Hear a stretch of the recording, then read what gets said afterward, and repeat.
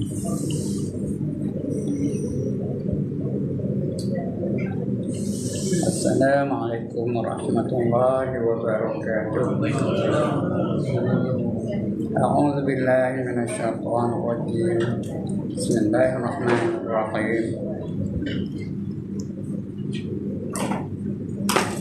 Ila hadratin Nabi Muhammadin al-Mustafa Rasulillah sallallahu alaihi wasallam wa ila alihi wa sahbihi ajma'in وإلى حضرات جميع الأنبياء والمرسلين عليهم الصلاة والسلام وإلى حضرات جميع الأولياء والصالحين وجميع المؤمنين والمؤمنات والمسلمين والمسلمات الأحياء منهم والأموات وإلى حضرات آبائنا وأمهاتنا وأجدادنا وجداتنا وعشيرتنا ومعلمينا ومن لهم حقوق علينا شهد الله لهم الفاتحة.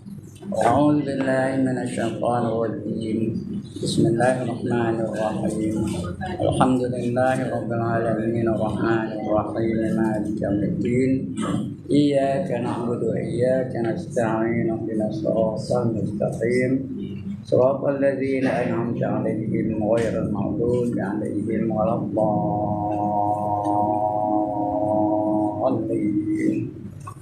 آمين. الحمد لله الذي هدانا لهذا وما كنا لنهتدي لولا أن هدانا الله. الصلاة والسلام على أشرف الأنبياء والمرسلين وعلى آله وصحبه أجمعين. رب اشرح لي صدري ويسر لي أمري واحلل عقدة من لساني يفقهوا قولي. سبحانك لا علم لنا إلا ما علمتنا إنك أنت العليم الحكيم. ولا حول ولا قوة إلا بالله العلي العظيم. أما بعد. Yang dimuliakan Tuan Pengerusi dan ahli-ahli jawatan kuasa surau, yang berbahagia tuan-tuan imam, tuan-tuan Bilal, tuan-tuan guru, para alim ulama tempatan, ustaz-ustaz, ustazah-ustazah, pemimpin-pemimpin setempat, seterusnya tuan-tuan, puan-puan, hadirin hadirat, muslimin muslimat yang dirahmati Allah sekalian. Alhamdulillah, setinggi-tinggi kesyukuran kita panjatkan kehadirat Allah SWT. Karena malam ini diizinkan kita sekali lagi untuk berada dalam majlis ilmu. Mudah-mudahan kita sentiasa akan dapat keberkatan dalam hidup kita. Dan dengan keberkatan itu diharapkan Allah akan turunkan rahmat untuk kita. Bila Allah bagi rahmat, itu tanda kita layak menerima syurga Allah Ta'ala. Karena kita kalau masuk syurga pun hanya dengan rahmat Allah. Bukan dengan pahala ibadah kita. Bukan dengan pahala semayang tadi. Bukan dengan pahala mengaji kejap ni. Bukan dengan pahala kita membaca Quran, zikir, wirid dan sebagainya. Belum layak menerima ataupun diberi untuk mendapat syurga dari Allah SWT. Kita hanya boleh dapat syurga kalau Allah datang ke rahmat. Dari rahmat, sebelum itu kena diberkati dulu. Apa saja kita buat, berkat. Allah berkat. Dapat pahala. Allah bagi apa saja nikmat, dengan nikmat kita dapat pahala. Allah bagi musibah, dengan musibah tu dapat pahala. Kan kita sabar dan sebagainya. Kita terus. Dalam hidup ni ada 4 perkara kita mesti lakukan atau mesti menghadapinya. Yang pertama dia kita dapat nikmat. Bila dapat nikmat, kita apa buat? Syukur, dapat pahala. Nikmat pun dapat, pahala pun dapat. Itu berkat tu. Selain pada nikmat, Allah bagi kita musibah. Macam-macam kemalangan yang berlaku pada kita. Bila dapat musibah, kita kena sabar.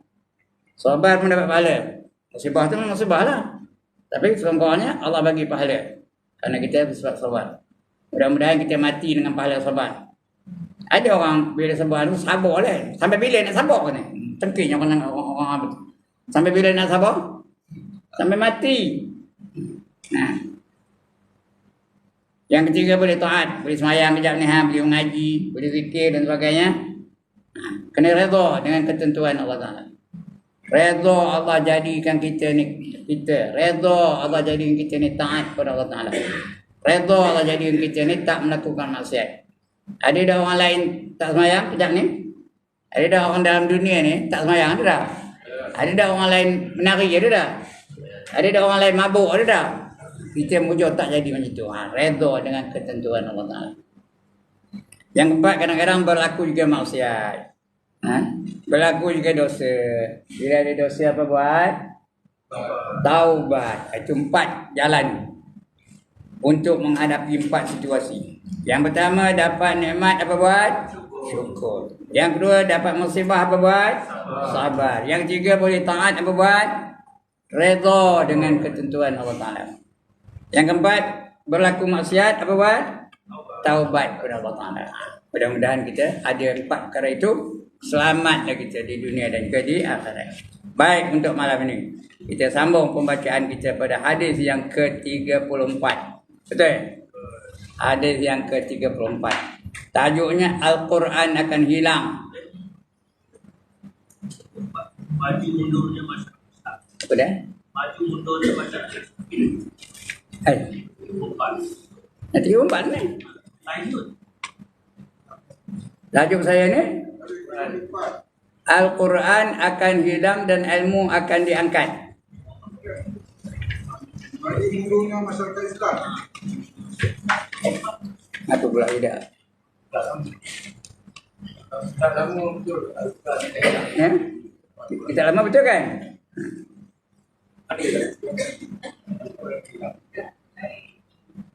Tiga 34.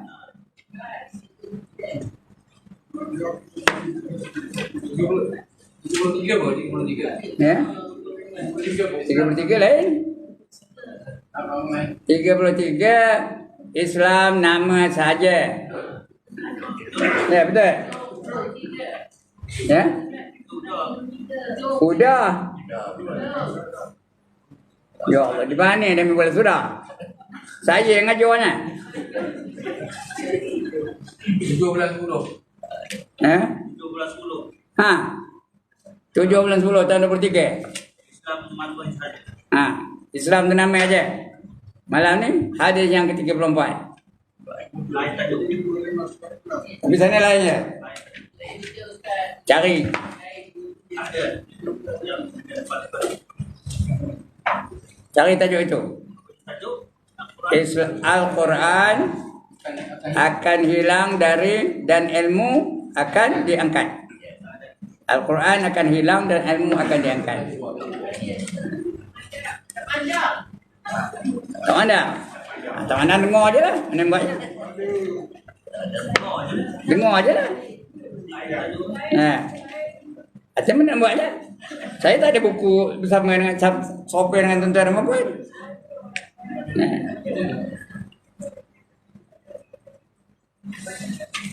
Ya, kita baca hadis ni. An Huzaifah bin Yamani qala Rasulullah sallallahu alaihi wasallam yadrusul Islamu kama yadrusu wa syai'us sawbi hatta la yudra ma siyamun wala salatun wala nusukun wala sadaqatun wal yusra ala kitabillahi fi lailati fala yabqa fil ardi minhu ayatun wa tabqa tawaifu minan nasi asy-syaikhul kabiru al-ajuzu yaquluna adrakna aba'ana ala hadhihi al-kalimah la ilaha illallah wa nahnu aqulu faqala lahu sila ma tughni anhum la ilaha illallah wa hum la yadruna ma salatun wala siyamun wala nusuk wala nusukun wala sadaqatun fa'arada anhu Huzaifata summa raddaha alaihi salasan kulla dhalika yu'ridu anhu Huzaifatu summa aqbala alaihi fi salisati faqala ya silatun tunjihim minan nar, ya salasin, ya. Min nari salami salasan, ya, salasan. Rawahu Ibnu Majah. Itu cakap Arabnya. Cakap Melayunya apa? Kita tengok cakap Melayu. Ya. Daripada Huzaifah Al-Yamani. Huzaifah ni dia salah seorang sahabat Nabi yang diberi keistimewaan. Dia kenal mana orang munafik tu. Kita tak tahu. Tapi dia kenal orang ni munafik, orang ni dia tahu. Pernah ketika Rasulullah dah wafat, Umar jumpa dengan dia. Umar masa itu dah jadi khalifah tau. Panggil Huzaifah. Huzaifah mai kejap kata. Kamu tengok dalam diri aku ni, ada tak sifat munafik kata. Ya, Huzaifah pun tengok dekat tengok ya. Umar makin lama makin pucat. Takut ada sifat munafik dalam dirinya. Bahaya tu kalau dia ada sifat munafik. Tengoknya. Lepas tu baru dia senyum. Tak ada wahai Amirul Mukminin katanya. Baru lega. Narik nampak panjang Umar ya. Nah ini apa namanya Huzaifah ya. Huzaifah Al-Yamani. Dia dapat keistimewaan. Allah bagi dia kebolehan macam tu ya. Radhiyallahu anhu berkata Rasulullah sallallahu alaihi wasallam bersabda. Tadi dia berkata ya. Huzaifah tu Al-Yamani tu berkata, apa kata dia? Rasulullah sallallahu alaihi wasallam bersabda. Kata dia, Islam itu luntur atau melusuh seperti lusuhnya corak warna-warni. Lusuhnya warna tu, merah dah tak jadi merah, dah jadi putih. Putih dah tak jadi putih, jadi hitam. Hitam dah jadi kelabu. Itu dah. Habis lunturnya warna-warni ya. Bajunya. Mula-mula elok warna betul dah makin lama makin lusuh. Begitulah Islam. Makin lama makin jauh, manusia dari Islam. Mayang begitu, makin lama makin tinggal orang sembahyang. Makin lama makin tinggal. Baca Quran begitu, lama-lama tinggal. Lama-lama surahnya seorang tak ada baca Quran ya. Akhir sekali dekat nak kiamat esok, orang nyebut nama Allah pun tak ada. Susah kena sembahyang, susah kena baca Quran. Itu keadaan di akhir zaman ya. Manusia makin jauh, makin lama, makin jauh dari Islam. Ini yang berlaku ya. Macam warna baju lah. Mula-mula elok, hilang gemilang, berwarna-warni. Betul makin lama makin lusuh. Sudahnya sudah tak ada warna ya. Begitulah. Akhir zaman akan berlaku begitu ya. Sehingga sampai satu masa nanti orang sudah tidak mengerti apa yang dimaksudkan dengan puasa. Tak tahu puasa tu apa? Entah ada orang yang puasa. Orang tak tahu apa maksud puasa. Dan apa yang dimaksudkan dengan semayang. Semayang seorang tak ada. Itu berlaku di Eropah Timur satu masa tu. Tahu? Tapi sekarang ni Alhamdulillah mereka dah kembali kepada Islam. Di Eropah Timur dulu macam itulah. Kerana dia bawa pemerintahan komunis. Masa itu mana boleh beragama. Di Eropah Timur macam itulah. Di Uzbekistan umpamanya. Ulama mula-mula situ tahu. Ulama besar di situ. Umar Bukhari itu di situ. Tapi akhirnya makin pudar, makin jauh dari Islam. Kami singgah di Tashkent. Tashkent itu ibu kota Uzbekistan. Seorang tak tahu untuk sembahyang. Kami sembahyang di lapangan terbang tu. Terbeliak dia menengok, ramai-ramai menengoknya. Apa buat dia ni? Tonggak-tonggak. Orang Islam dah gitu. Mula-mula Islam. Itu dah makin jauh. Kerana di bawah pengaruh komunis ketika itu. Masa itu, Alhamdulillah. Dah kembali mereka tu menghayati Islam. Karena komunis dah tak ada. Dah jatuh komunis. Rusia dah jatuh. Dah tak ada lagi. Soviet Union tak ada lah. Itu masih ini. Yang akan datang tu, lagi lama makin lama makin jauh, makin lama makin jauh, makin lama makin jauh daripada Islamnya. Dah tak tahu apa benda puasa. Dah tak tahu apa benda sembahyang. Dan apa yang dimaksudkan dengan nusuk. Nusuk tu apa? Ibadah. Tak baca kan tadi? Inna solati wa nusuki. Sesungguhnya sembahyang aku dan ibadah aku. Itu namanya nusuk. Ibadah yang lain. Selain daripada sembahyang. Selain daripada sembahyang dipanggil nusuk. Apa saja jenis ibadah. Zakat, nusuk. Sedekah, nusuk. Selain daripada sembahyang. Itu namanya ibadah. Dan apa yang dimaksudkan dengan sedekah? Tak ada dah, sedekah tak ada.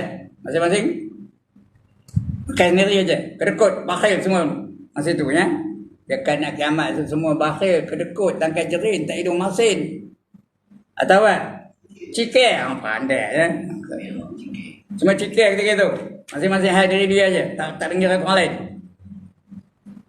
Dan Al-Quran akan dihilangkan kesemuanya pada satu malam saja habis Quran. Tulisannya pun tak ada, tinggal kotak kosong je tau, takkan datang. Buka-buka tak ada apa, tak ada apa nak dibaca dah. Kotak kosong aja. Maka pada esok harinya tidak tinggal di permukaan bumi daripadanya walaupun hanya satu ayat, tak ada. Tulisan satu ayat, satu huruf pun tak ada. Habis, hilang belaka. Susah nak baca, benda nak baca pun tak ada. Maka yang tinggal hanya beberapa kelompok daripada manusia. Manusia adalah di antaranya orang-orang tua. Ada orang tua, orang saya ni. Laki-laki dan perempuan, semua dah tua-tua belakang. Macam kita ni lah. Jalan benda, hanjut. Ya keda. Nak bangkit dari duduk ni, Allah letih nak bangkit duduk Duduk, dah tua. Esok dia dekat nak kiamat esok betul juga tau. Mereka hanya mampu berkata apa? Kami sempat menemui nenek moyang kami memperkatakan kalimat la ilaha illallah. Kami ada dengar nenek kami menyebut la ilaha illallah. Moyang kami pun ada menyebut la ilaha illallah. Ada sempat dengar apa itu Lalu kami pun mengatakan juga, kami ikut dia tu. Maka berkata silah. Silah ni perawi hadis silah. Bukan nama orang tau. Silah ni erti perawi hadis. Sad lam ta mabrutah termasuk silah. Perawi hadis daripada Uzaifah. Hadis Uzaifah tu silah Apa yang dapat dibuat oleh la ilaha illallah masa tu, apa digunakannya la ilaha illallah tu. Jadi apa gunanya la ilaha illallah tu pada masa itu terhadap mereka, sedangkan mereka sudah tidak memahami apa yang dimaksudkan dengan sembahyang. Sembahyang dah hidak, apa nak sebut la ilaha illallah? Puasa dah hidak, baca Quran dah hidak. Jadi apa fungsi la ilaha illallah? Tak ada apa fungsi dah. Nusuk pun tak ada, ibadah lain tak ada. Sembahyang tak ada, puasa tak ada, nusuk tak ada, dan sedekah pun tak ada. Maka Uzaifah memalingkan muka daripada silah tadi, yang bertanya tadi. Yang tanya pada Uzaifah tu, kamu dan silah mengulangi pertanyaan itu 3 kali. Maka Uzaifah memalingkan mukanya pada setiap kali pertanyaan silah itu. Kemudian silah bertanya lagi, sehingga akhirnya Uzaifah menjawab. Kalimah itu dapat menyelamatkan mereka daripada api neraka. Kalau kita sebut kalimah la ilaha illallah tu akan selamat daripada api neraka. Tapi dah sebut, dah tak tahu nyebutnya. Kami pernah dengar itu aja katanya. Sebab itu jangan lepas menyebut kalimah la ilaha illallah. Kerana itu sabda Nabi apa? Man kana akhiru kalamihi la ilaha illallah dakhala al-jannah. Sekali lagi. Man kana akhiru kalamihi la ilaha illallah dakhala al-jannah. Barang siapa akhir kalamnya menyebut kalimah la ilaha illallah, dia dijamin masuk dalam syurga. Tak ke tak nak. One more time, tak ke tak nak. Nak mati tu kena sebut la ilaha illallah, jamin masuk syurga Sebab itu tuan-tuan kena jaga. Ketika orang azan, dengar elok. Ketika orang azan jangan sekali-kali bersembang. Dengar ke? Jangan sekali-kali bercakap. Melainkan dengarkan azan tu dan jawab. Nanti ditakuti nak mati esok tak boleh mengucap kalimah la ilaha illallah. Siapa nak angkat tangan, saya nak angkat gambar mana ke kondak. Jadi jangan sembang. Jangan cakap. Apa-apa pun susah cakap. Diam betul. Bagi salam dengan ustaz pun susah. Kalau ustaz baru datang, angkat tangan jawab itu. Jangan bagi salam. Dengar kecil saya ni. Jangan dengar lagi orang bagi salam lagi. Ketika orang tengah azan, lain tu tak apa. Kalau nak menghormati ustaz, nak memuliakan ustaz, angkat tangan je. Ustaz pun angguk ya. Jangan bagi salam. Kalau bagi salam payah ustaz tu. Nak jawab ke tak jawab hukumnya wajib. Nak jawab orang tengah azan. Ya. Jadi eloknya tak usah bagi salam pun. Jangan sembang. Takut-takut kita besok nak mati tak boleh mengucap kalimah la ilaha illallah. Dia ajar orang. La ilaha illallah. Dia gelik balik. La ilaha illallah. No katanya. La ilaha illallah. Ilek. Itu takut tu. Atau la ilaha illallah. Gol kata dia minat bola siapa. Memang gol pun baju. Jangan. Dengar ke ni? Bukan dengar je. Lepas dengar apa? Kena buat, amalkan. Jangan sekali-kali bercakap apa saja. Kecuali dah penting benar tu lain lah. Ya? Kalau penting benar, boleh cakap. Kalau tengok ular nak matuk tu imam ni apa buat? Dekat nak rotek kita nak matuk tu. Apa buat? Jerit lah belakang ada ular. Kata apa? Kerana penting sangat. Faham ke ni? Kalau tak ada apa jangan. Apa habor tak rasa kita apa habor. Apa habor ustaz saya suruh baca lah. Orang tengah azan apa habor ustaz ni. Ya Allah, awak susah hati nak. Dengarnya. Itu dah. Itu kalimah la ilaha illallah ya. Itu penting tu. Dia apa? Menyelamatkan mereka daripada api neraka. Kalimah la ilaha illallah ni banyak namanya ya. Ada dipanggil kalimah tauhid. Kalimah mengesahkan Allah. Tadi tu imam dah baca lam yalid wa lam yulad wa lam yakul lahu kufuwan ahad ya. Dia tidak beranak dan tidak diperanakkan dan dia tidak serupa dengan mana-mana satu dengan sesuatu ya. Itu kalimah la ilaha illallah, kalimah tauhid, mentauhidkan Allah, mengesahkan Allah. Yang kedua dia panggil kalimah syahadah. Apa syahadah? Kalimah penyaksian. Kita ni dulu pernah tengok Allah tau. Saya pernah tengok Allah, tuan-tuan semua dah pernah tengok Allah, perempuan semua tengok Allah belakang. Di mana? Di satu alam, nama alam tu alam roh. Alam roh, badan tak ada, roh aja ada. Ya, roh kita ni ada belakang, arwah semua ni. Kalau banyak panggil arwah. Alam ni alam arwah. Allah menjelma, memunculkan diri dia depan kita. Lalu Allah tanya, alastu bi rabbikum? Bukankah aku ini Tuhan kamu? Kata Allah. Pada roh, kita ni roh aja, badan tak ada tau. Kita menjawab, semua sekali menjawab. Saya jawab, tuan-tuan jawab, Piramli jawab, Nordin Ahmad jawab, George Bush jawab, Netanyahu jawab, Ariel Sharon jawab, Hitler jawab. Masa itu roh belakang. Jangan jawab kita. Bala syahidna. Bahkan kami menyaksikan kamu, ya Allah. Tidak pernah menyaksikan Allah. Cuma bila disatukan roh tu dengan badan, kita lupa penyaksian itu. Tak ingat dah. Saya pun tak ingat, tuan-tuan pun tak ingat, perempuan pun tak ingat. Lupa dengan penyaksian tu. Sebab itu kalau nak kembali beriman, kena mengucap kalimah asyhadu an la ilaha illallah wa asyhadu anna Muhammadar Rasulullah. Itu namanya kalimah syahadah. Ada juga yang memanggilkan kalimah apa? Kalimah tauhid, kalimah syahadah, kalimah thayyibah, kalimah yang baik. Kalimah yang baik. Paling baik ialah perkataan apa?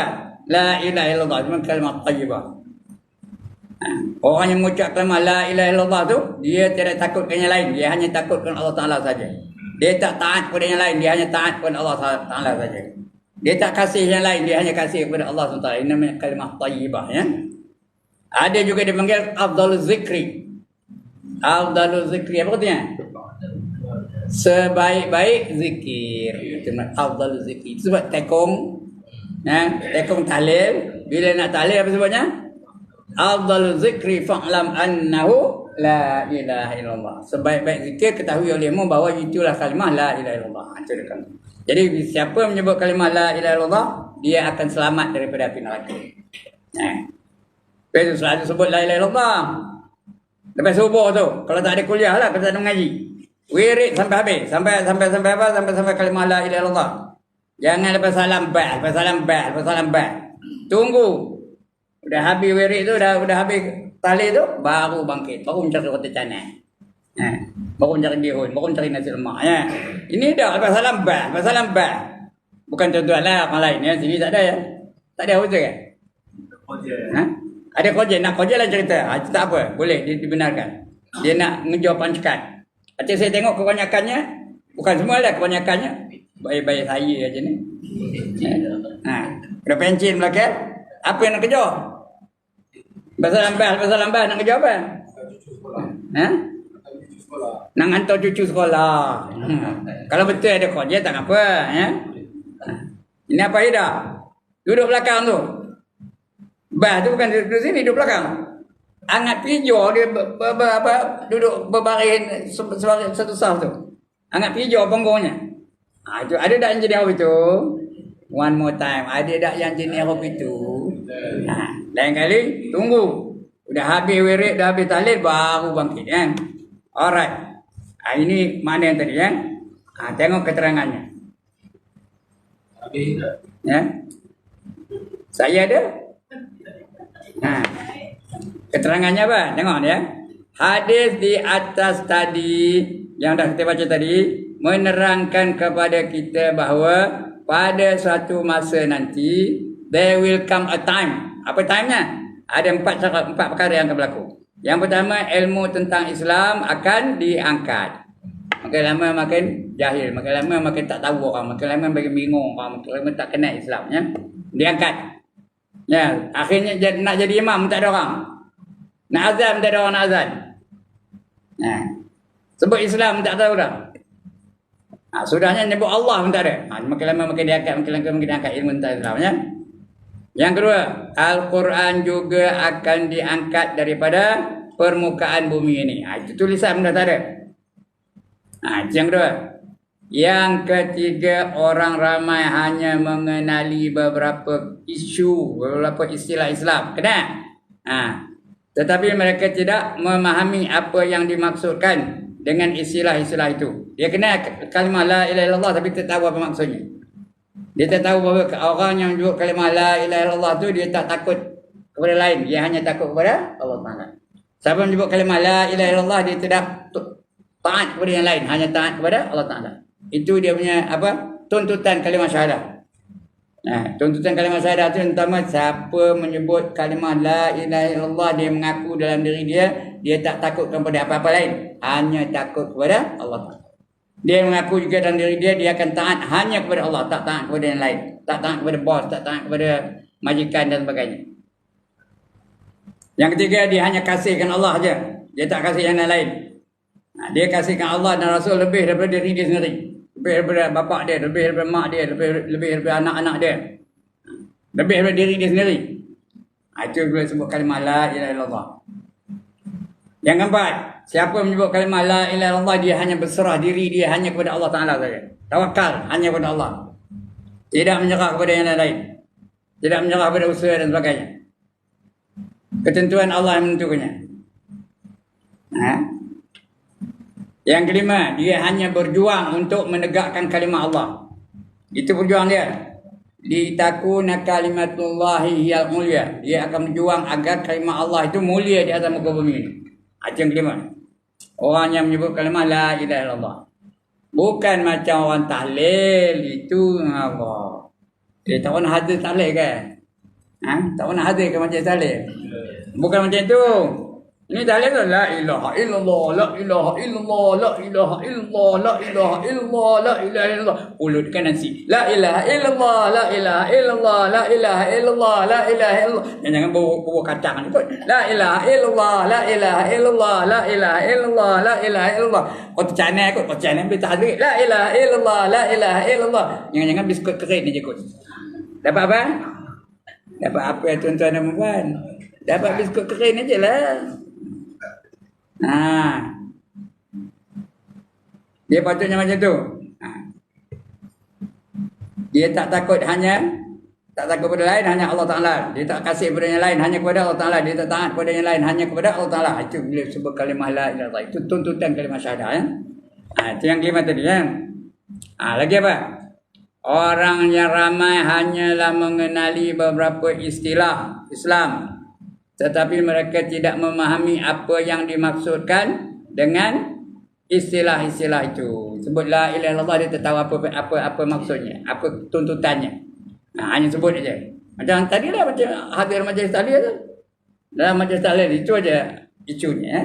Kita tahu apa patut dilakunya, apa patut dia memiliki, sikapnya macam mana terhadap kalimah la ilaha illallah tu.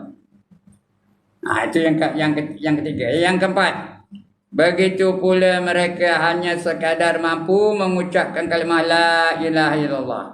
Sebut boleh.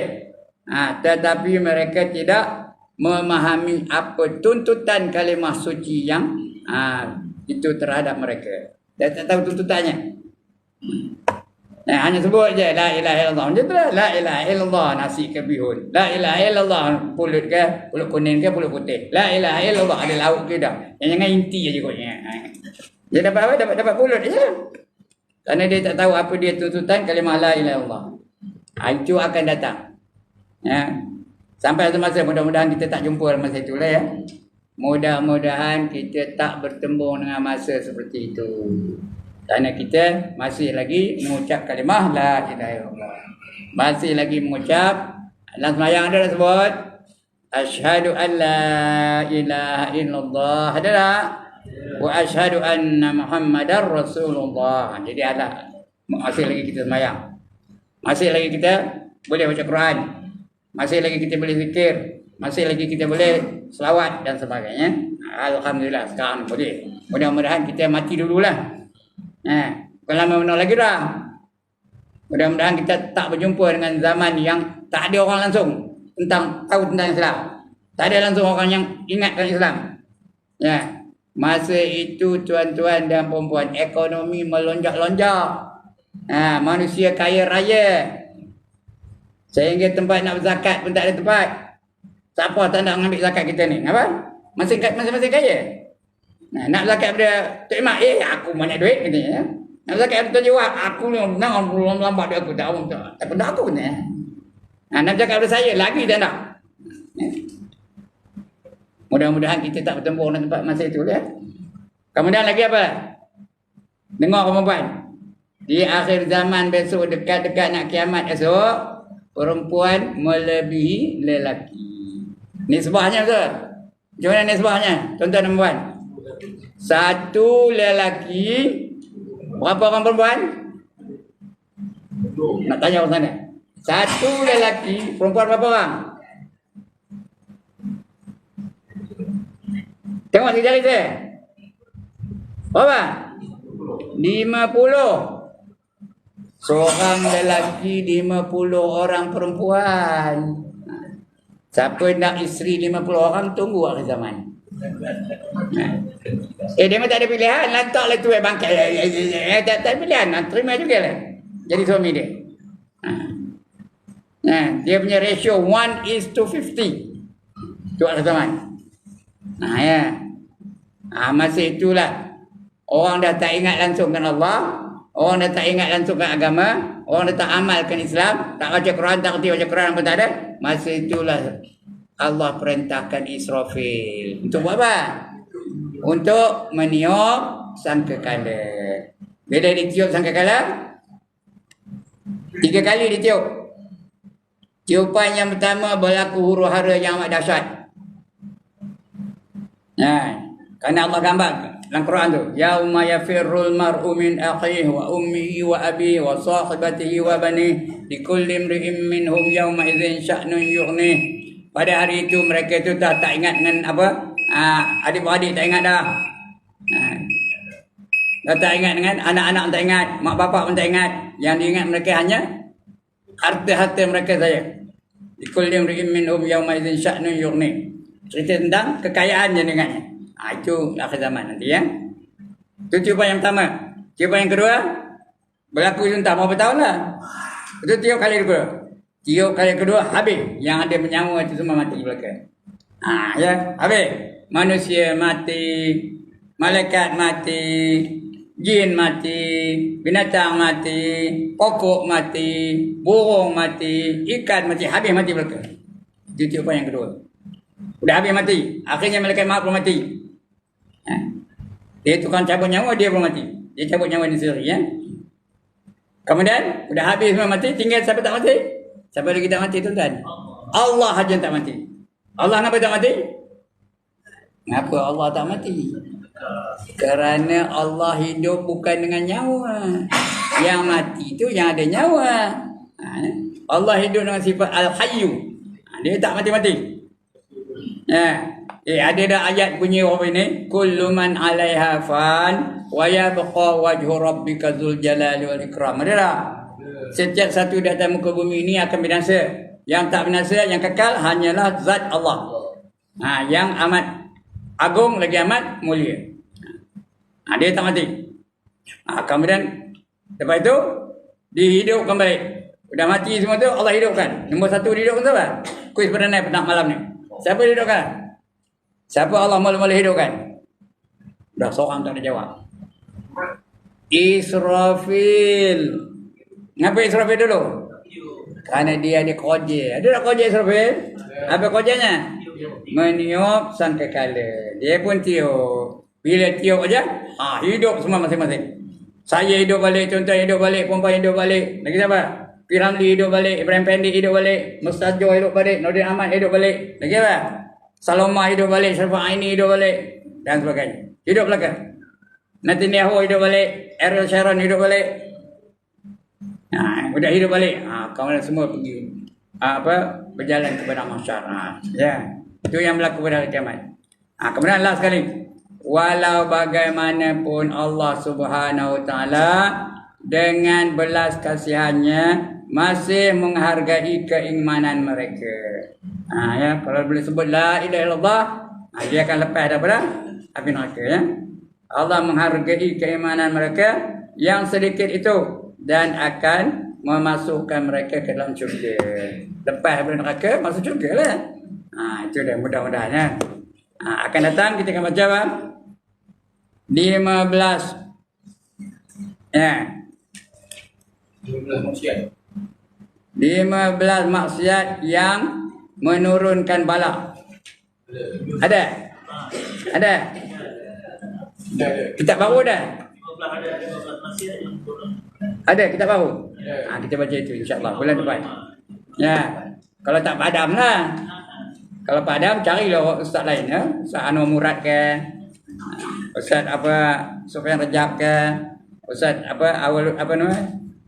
Yasaruddin Yasaruddin Royat Tako ke? Dan sebagainya. Alright, sebelum saya tutup, tuan-tuan dan puan-puan, ada siapa-siapa nak bangkang? Tak ada nak bangkang. Baik, kalau tak ada nak bangkang, ada siapa-siapa nak tanya? Tak ada nak tanya juga. Maknanya maknanya apa? Maknanya dapat belakang itu ya. Asal dia ajar dapat. Memang handai betul dia main tu. Asal dia ajar dapat. Mana cari? Hanya ada di surau Ihsaniyah. Baik, sekian dulu tuan-tuan dan puan-puan. Mudah-mudahan kita dapat faedah daripada apa yang kita baca pada malam ini ya. Aqulu qawli hadza wa astaghfirullahal azim li wa lakum wa lisairil muslimin wal muslimat wa ya fawzal mustaghfirin wa ya najatat taibin Assalamualaikum warahmatullahi wabarakatuh. A'udzubillahi minasyaitonir